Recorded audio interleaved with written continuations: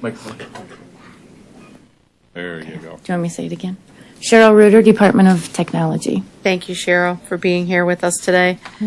So I had the privilege of getting a little skinny on this, but executive summary, but the members didn't. So if you could just give us an idea of what Secure 24 is going to do for us. They support our PeopleSoft program, which is used to pay all the county employees and record the benefits. And they're going to help us keep it alive until the new system? Keep it alive till the new system comes, yes. Are you thinking that this time frame is adequate? Yes. Okay, Move approval of this item, Madam Chair. thank you. We're on item 2, and it's retroactive. Support. She knows, thank you. Item's been moved and supported. All in favor? Aye. Any opposed? I'll abstain. Okay. Let the record reflect the abstention. Item passes. Next item. Next item, item 3, requesting commission approval of modification number 5 to a 2-year sole source contract with Gabriel Woder Smith and Company. Okay, is there anybody here that can speak to this?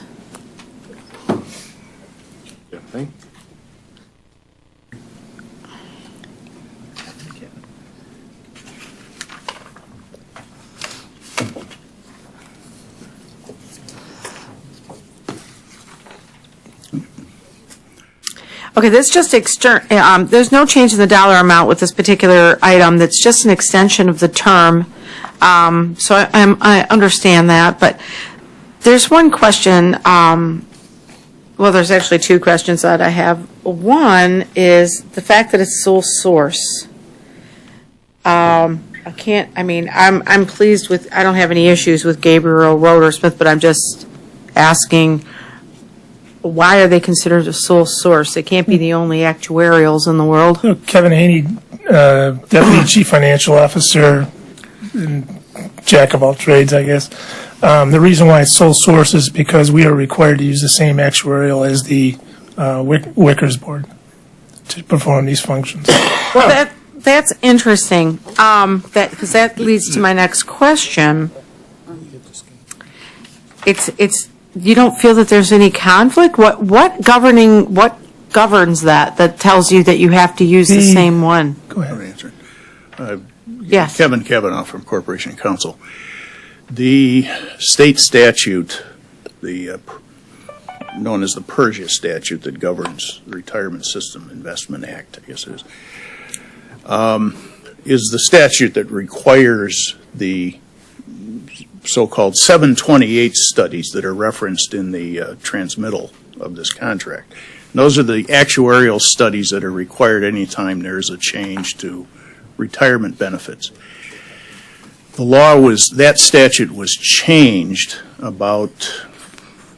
now it's been about 5 or 6 years ago, the change prohibited the use of any retirement system assets to pay for those types of studies. Prior to the change, whenever the county was, as they're doing here, negotiating contracts that might entail some change to a retirement benefit that would require a 728 study, they'd go through the retirement system and say, this is what we need the actuary to analyze and do a report on, and then they'd reimburse the system for the cost of that study. The change in the law made that no longer it eliminated that approach, because if the retirement system, in a sense, fronted the money or the payment to the actuary, they were using system assets. If any money that was provided directly to the retirement system to pay for that study, once the money reaches the system, it's considered a system asset. So it created this need for this kind of a technical workaround, and requires any retirement plan sponsor to directly engage the actuary. But so we have to be able to pay them directly. And since it's the systems actuary that also by law has to do the study, that's why we have to use a systems actuary. I would like our financial advisor, he's got a question. Through the chair, we had this discussion last year when this contract came up, and it was my understanding that we may use theirs, and the law was not, did not indicate that we must use them. And aside from that, why wouldn't, I mean, and this is a question, why wouldn't the county have their own actuary aside from Wickers? Because in my view, there's a conflict between between Gabriel Roters representing Wickers and the county, because they have shown time and again, in my belief, that their interests are necessarily with the retirement system, and most of the time the interests are together, but sometimes there is a conflict, and as Kevin, you're aware, particularly with the amortization. If Gabriel Roter had their way, they would want the unfunded liability funded tomorrow, which would do serious harm to the county.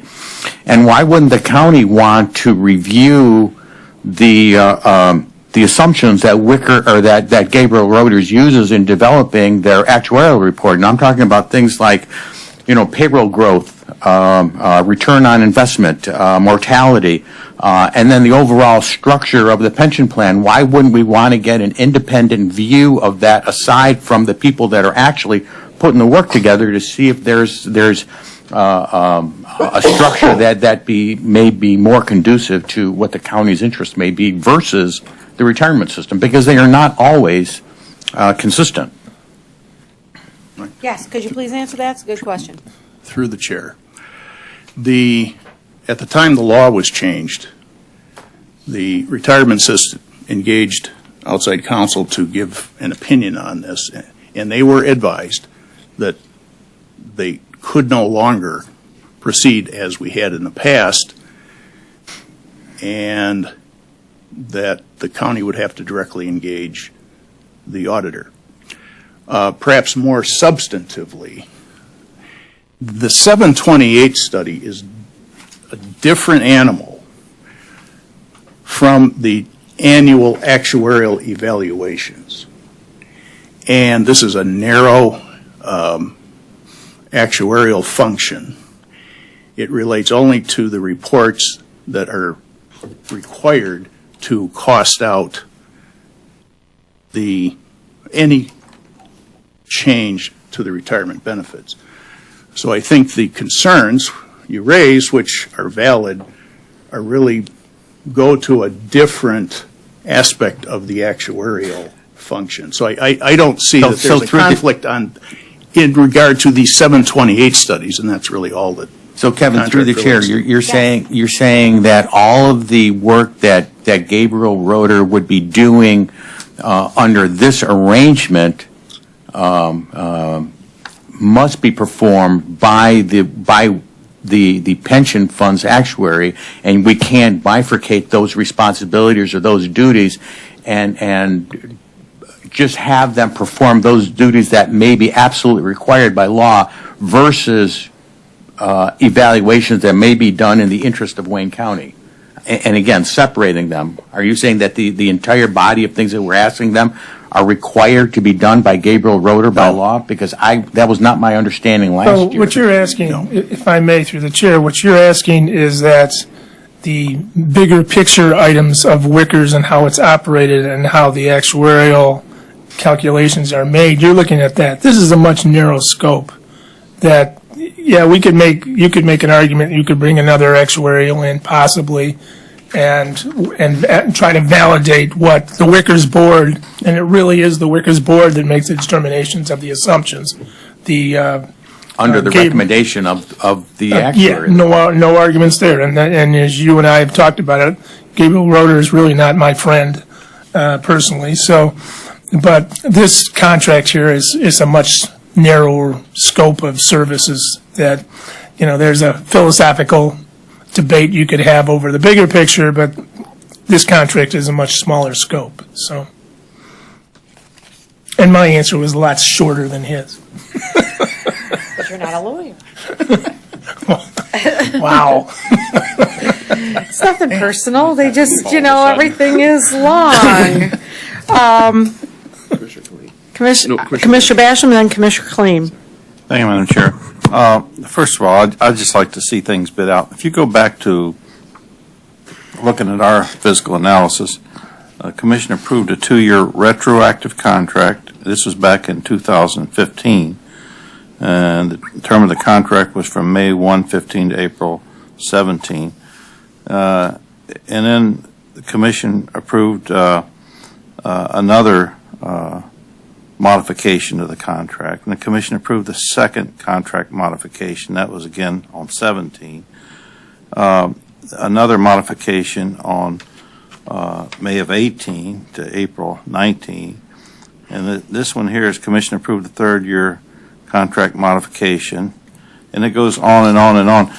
At what point do we bid these jobs out? And at what point there's got to be more than one attorney firm in the state of Michigan that actually can do this kind of work? And that's my thing is, to put sunshine on the process, at some point, if we hire an attorney firm and just keep doing a modification of the contract year after year after year after year, it's like all they got to do is undercut the contract to get it the first year and then do the modifications for 20 years after that. And I got a problem with that.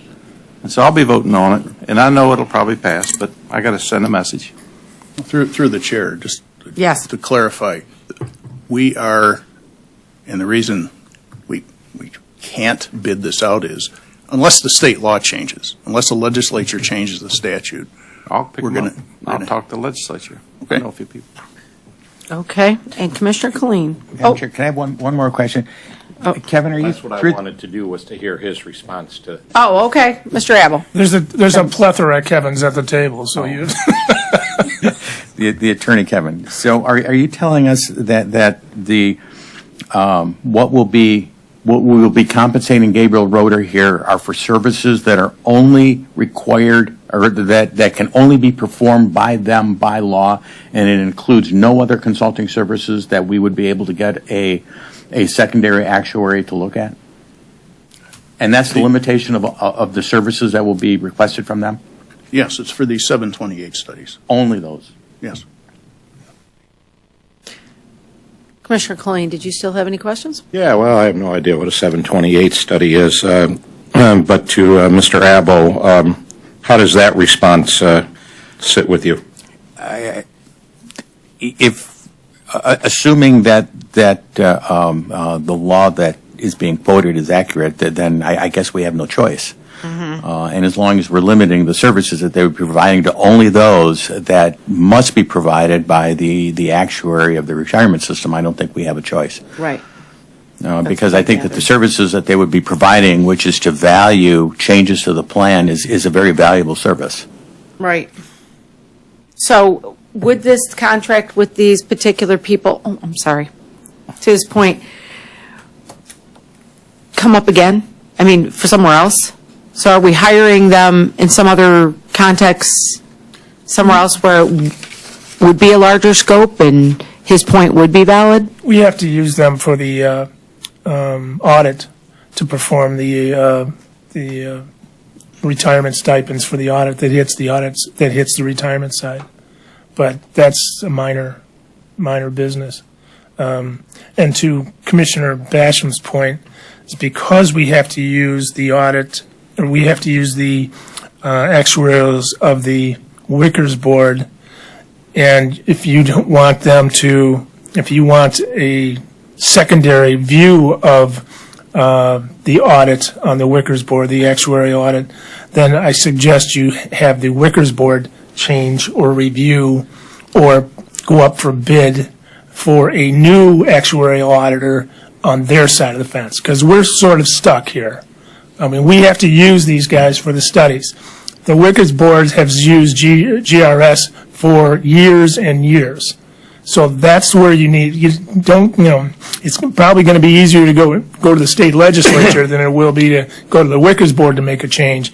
But that's where the issue is. if you will. Okay, Commissioner Kleen, I didn't mean to cut you off there. I didn't know that you weren't done. So Felicia wants to respond, but if you have something, I'll listen to council first. okay. Through the chair, this issue has come up in the past. I actually thought the response was that the county was using Gabriel Roeder for business reasons, not because it was statutorily required. So if I can just make a request to have Kevin send us the statute so we can look at it, and I'll advise this body accordingly. So, yeah, if I may, Felicia, Cited where? I don't have it in front of in this particular case, it's required, but we also used Gabriel Roeder for the audit as well, and that is for a business reason purpose type of thing. So there's, it's easier to use Gabriel Roeder since they're for the audit to do the audit functions. So, Commissioner Kleen? Yeah, thank you, Madam Chair. We also use them for the audit. Well, we've got a lot of things. I thought we said they can't be used for the audit because that would be conflict of interest. Right?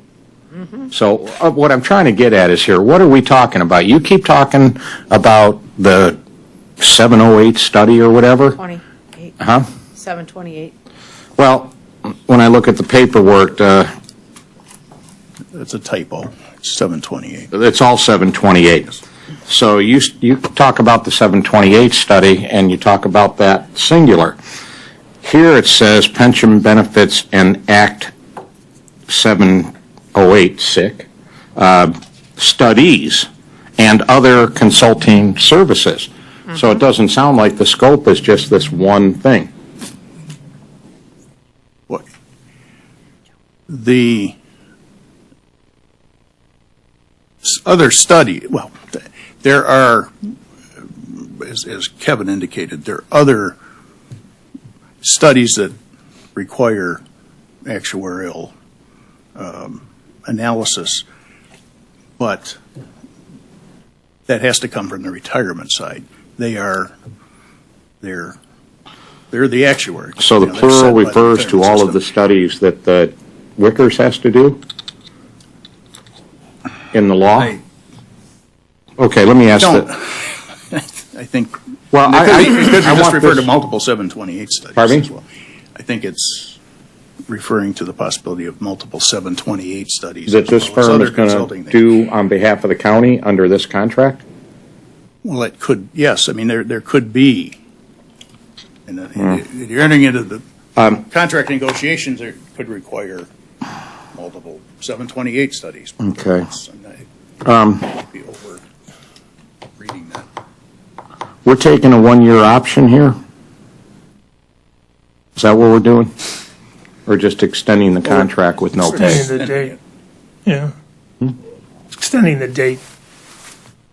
This is just an extension of the term, yeah. No So extra money. there's not, so the contract is done? There's no options to be taken or? Yeah, I don't have that information. Do you know that?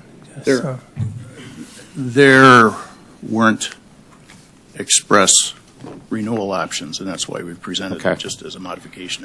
Madam Chair, I think this is what we have to, because I don't know what, given the discussion here, another year goes by, or not even that, to April 30th of 2021. We're either going to be looking at a new contract, because this one's at the end, or they're going to ask us for another extension of the current contract to do this. I imagine those are the two choices. At that point, we need a meeting of the minds between commission staff and the executive branch on exactly where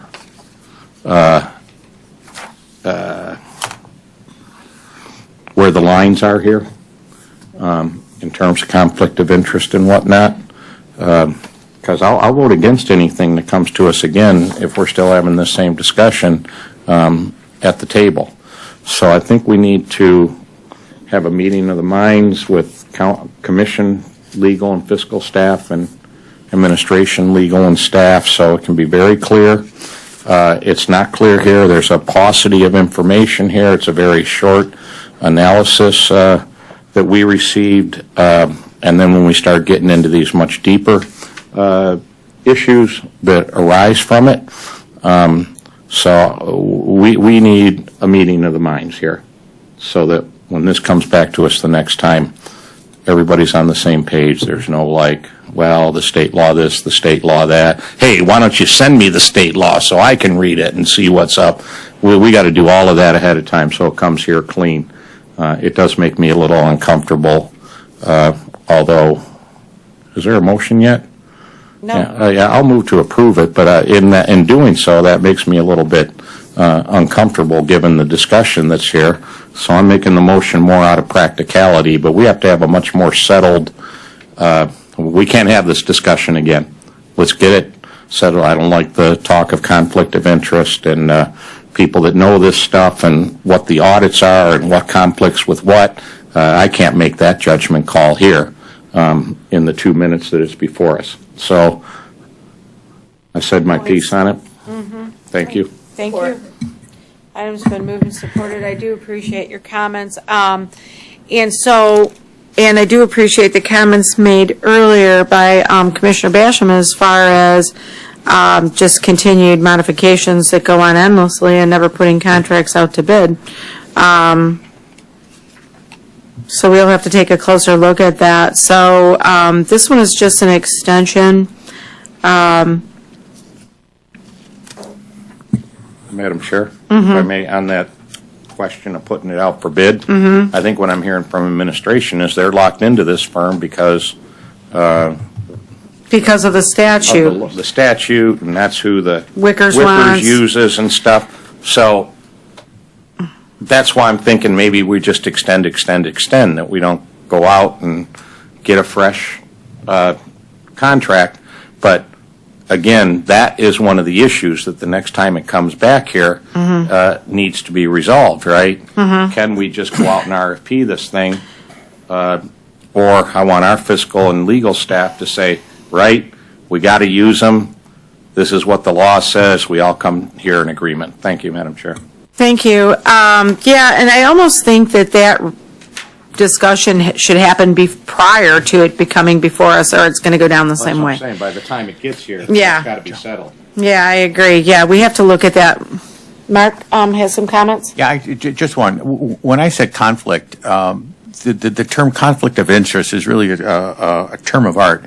What I was saying is that our interests are not consistent. Sometimes they're divergent. Not in the context of what you might think of a conflict of interest. But I agree, Commissioner, that there may be two types of services provided by Gabriel, Roeder, and Smith. One of them are those that statutorily are required to be provided by them because they are the actuary of the Retirement Commission, and there are others that are not statutorily required, and those are the items that I believe should be bid out. Because again, it would give us a different view of the world regarding the assumptions and the structure of the pension plan that's been under the direction of Gabriel Roeder Smith, as Kevin Haney had indicated, for years and years and years. Yeah, and it'll give us some checks and balances there, too.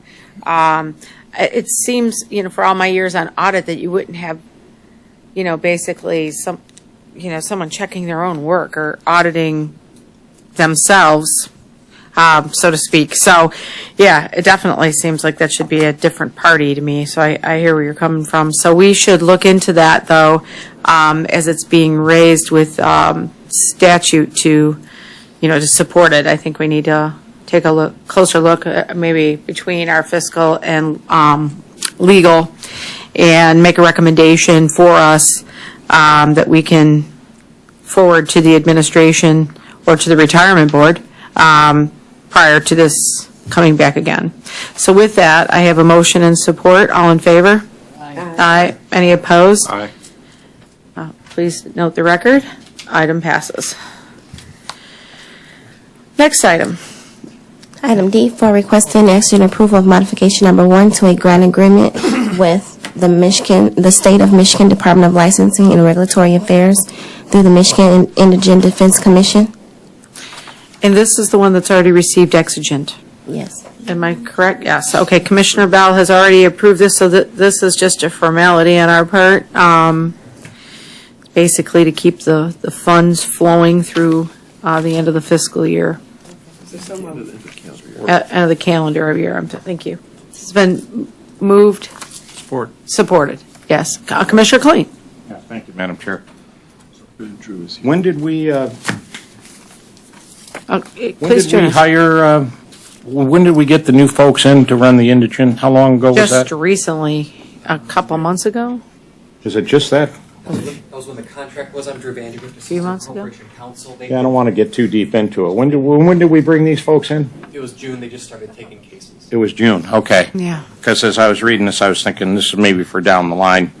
We need to have them here in about a year to, or after their first year, to give us an update. This was a big deal to switch from one to another, and then all of this stuff that's going on at the state level with, I think there's eventually going to be like 16 recommendations. They're not all out yet, or 16 areas or something. There's 8. We have 4 now.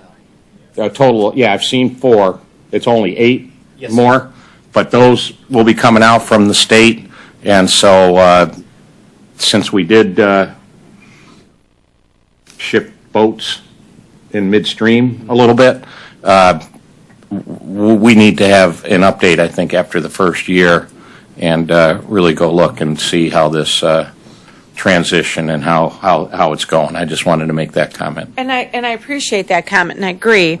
But I'm curious as to, and it just, if somebody, Mark, could you, is there anything in the budget instructions that talks about a report like that on indigent defense cases that comes before this committee? I believe there is, but I don't recall what it is. Yeah, I thought, me either, but I thought there is something, so if you could verify But we just got a that. list of all of the Settlements. required reports. Yeah, and we're, Mary Showed up in our office. Because I got the whole book that has all of the reports, and then I got, just for Health and Human Services that I chair, I got the list for that. Just Okay. came out about 2-3 days ago. Commissioner Clark. Is this subject to audit? That was my next question. Is it subject to audit? Most certainly. Okay. Well, then I think that would be a way that we would get a report, is through. That's definitely one way. Through audit. Yeah. May I make a point Yeah, of clarity? sure. This is all of the grant money that the state of Michigan gives to Wayne County, $8 million of which goes to NDS, which has their own contract with the county. The exigent circumstance was that we were not approved for fiscal 20 funding. I'm pleased to report that James Heath and I went to Lansing last Tuesday. They have approved $19 million Nice. for fiscal 20. So last year was 17, this year is 19. We are working industriously to present the commission with a grant agreement. Once that is before you and executed, we will no longer need the exigent circumstances, but today we do, because we haven't gotten that far yet.